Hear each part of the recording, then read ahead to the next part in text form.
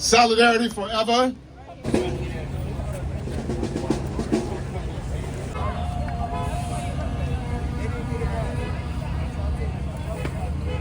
Didn't wait when Bin Laden took down the World Trade Center. Should we give up now and tell our children that we gave away their future without a fight? No! Or should we stand united for our freedom and democracy? Stand! Thank you for your commitment to this cause and the power of your voices. Don't ever give up. Fight for our history, fight for freedom, fight for our future and the future of the world. Thank you very much.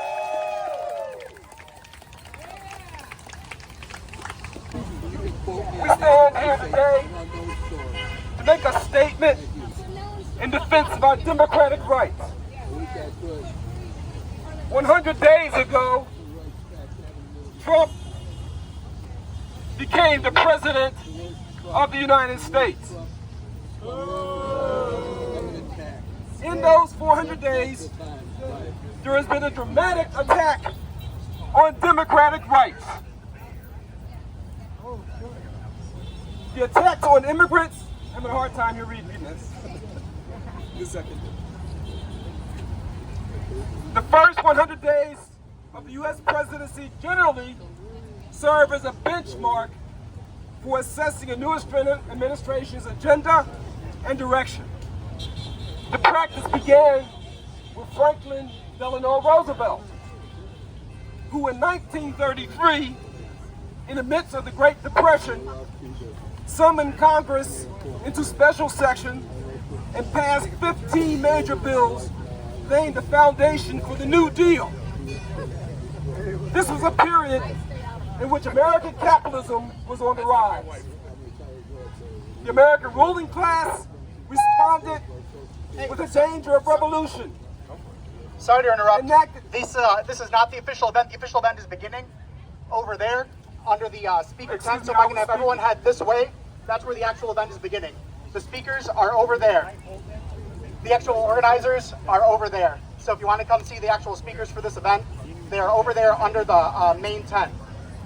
We are today. There's a whole program of about 10 different speakers and performers over there that are starting, that have been organized through the coalition that's putting on the event. So if you want to see different cultural performances and the actual speakers that have come out for this event that we programmed over the past couple of months, they'll be over that way. Thank you. Why are they trying to shut me up? Why are they trying to shut me up? You should have taken part in the I'll organizing tell you for why. the event. Because we have a different policy. We have no confidence in the Democrats or the Republicans. As one teacher said, they're two wings of the same chicken. Both of them are carrying out policies to attack the rights of the working class. The Democrats are responsible for the genocide that's taking place in Gaza.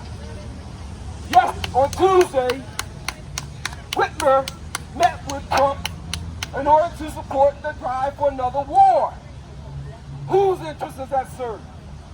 We're fighting for a program that begins with the needs of working people. Our enemies are not the workers in Canada. Our enemies are not the workers in Mexico. We're saying we should unite with those workers. But that's not the policy of the unions. The union officialdom is supporting the tariff policies of the Trump administration. This is not a way forward. We're fighting for the genuine unity of the working class in the U.S., Mexico, and Canada, and in the fight against the bourgeoisie and the ruling class in both parties. We're going to be holding a May Day meeting on May 3rd. Please sign up and come to it. It's an online rally where we'll be having speakers from all over the world speaking on the issue of the unity of the working class. Thank you very much. Thank you.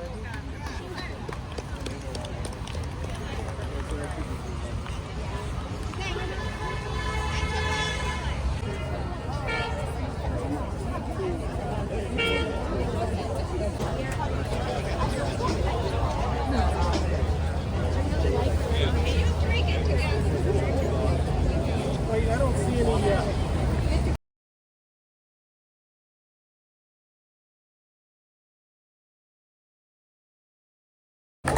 Workers, When workers are under attack, what do we do? When workers are under attack, what do we do? All right, May Day 2025. This is a big day because the resistance starts today. We are here to continue the fight and to elevate the fight, to resist, to stand up for all workers. All workers. All workers. And we know that 95% of all people are what? Workers. So we are here to resist and to stand up and fight. So we're going to start our official program.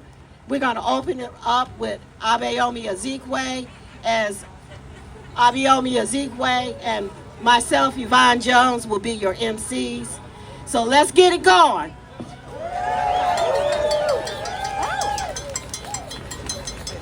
Thank you so much, Yvonne.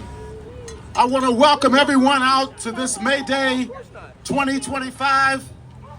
We are here today to recommit ourselves to the struggle for genuine democracy, for freedom, for free speech, and for the right to organize among ourselves. That's why we are here today. This holiday goes back to the 1880s when workers all over the United States called the general strike in order to demand an 8-hour day. This was in 1886.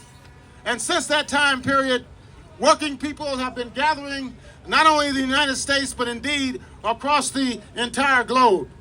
And we're here today to tell Trump and Musk and all their supporters that we're not going away.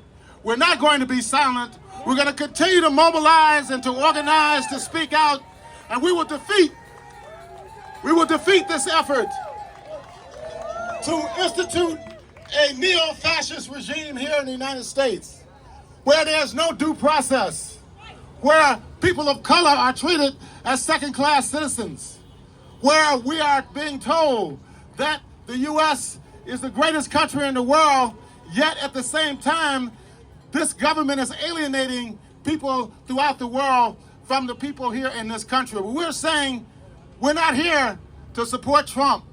We're not here to represent Trump. We're here to represent the people of this country, the working people of this country who have built the United States. That's why we're here today.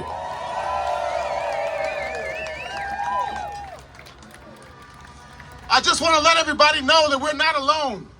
There are 1,100 May Day rallies and marches taking place right here in the United States today. 1,100. The most than any other time in history. Even the 1930s and 40s during the Depression, there was not 1,100 May Day demonstrations on May Day. So we're here today to celebrate our struggle. Now we want to hear some cultural presentations. To start off, is Vicente here? Vicente, is he here? Well, what about Frank Hammer? Frank Hammer. All right, Frank Hammer is a longtime UAW member, organizer, former president of a UAW local. He's also an internationalist. He has supported the injured General Motors workers in Colombia, taking delegations to Colombia. He is also an environmentalist. And that's very important today because we have people in the White House who don't even believe climate change is real. So let's have a warm welcome for Frank Hammer.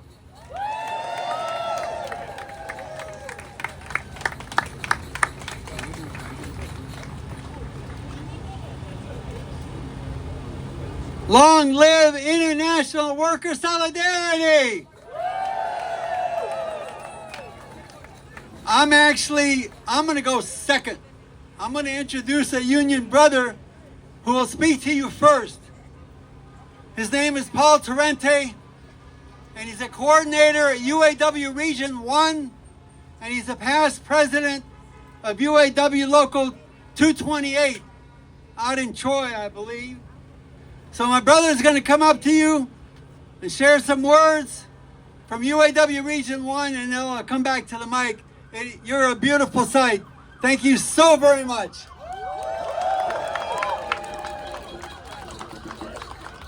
Good afternoon, Detroit. I'm honored to be here today on behalf of Region 1 Director LaShawn English and Assistant Director Ray Pecoraro, who couldn't be here today, but we're here, and that's what matters. Today is May Day, a day that belongs to working people around the world. It's a time to honor the struggles, victories, and continuing fights of labor movements that have shaped our history. And here in the United States, when we talk about labor power and progress, one name stands out. That's the UAW. May Day began as a cry for dignity in the workplace.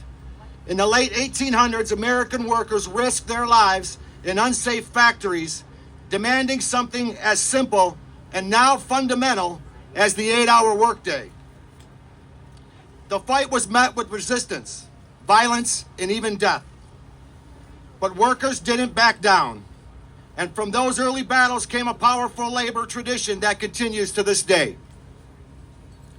The UAW was born in 1935 in the heart of the Great Depression, when millions of Americans were unemployed and those with jobs were often treated as disposable. The UAW didn't rise quietly. It made their name through bold, nonviolent action. Most famously was the sit-down strike in Flint, Michigan in 1936. Workers occupied General Motors plants, refusing to leave until they were recognized as a union. That victory changed everything, not just for auto workers, but for the entire American labor movement. The UAW helped set new standards for wages, health care, job security, and retirement.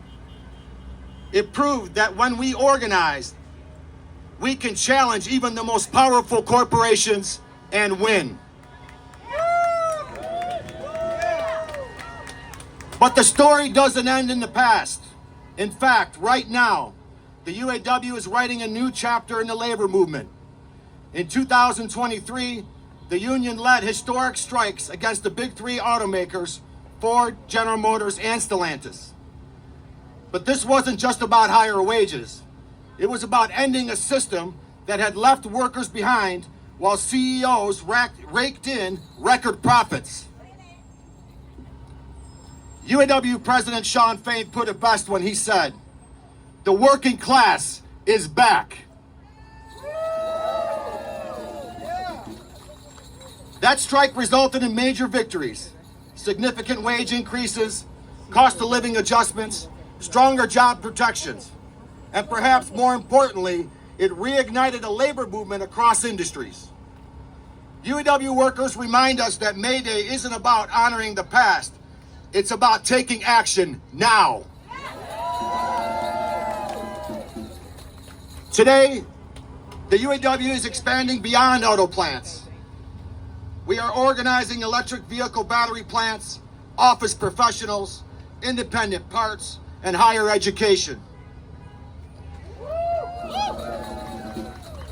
We are adapting to a new economy while staying true to our core mission, fighting for justice, fairness, and respect for all workers.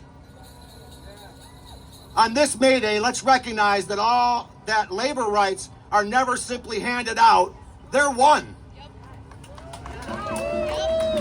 They're protected by people willing to stand together like the members of the UAW have done for nearly 90 years. The fight for working people is our fight. So let's honor the spirit of May Day, not just with words, but with action. Let's support workers organizing everywhere. Let's demand fair treatment, livable wages, and a future where working people, not just corporations, thrive. Solidarity forever, and thank you.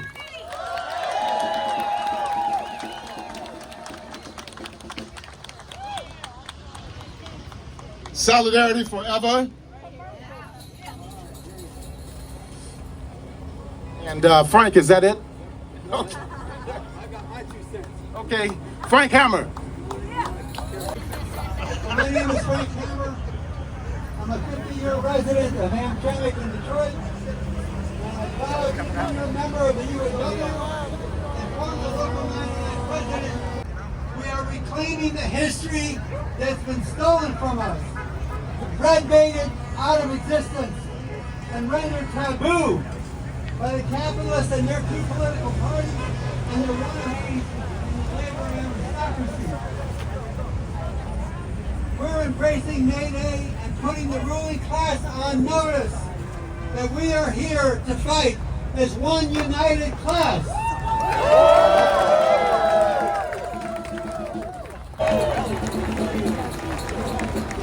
And the UAW member, I want to give a shout out to Sean Faith. Last year, this is how he explained it.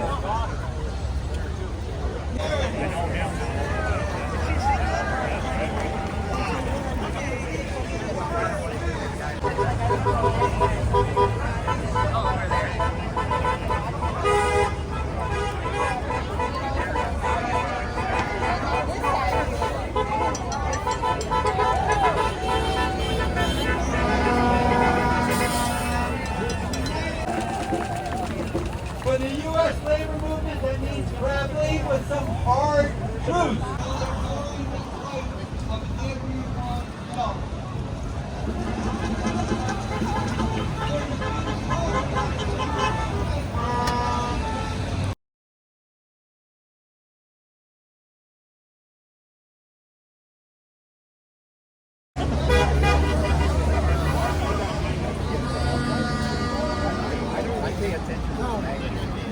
It makes it better to paint. I don't know why, but I can.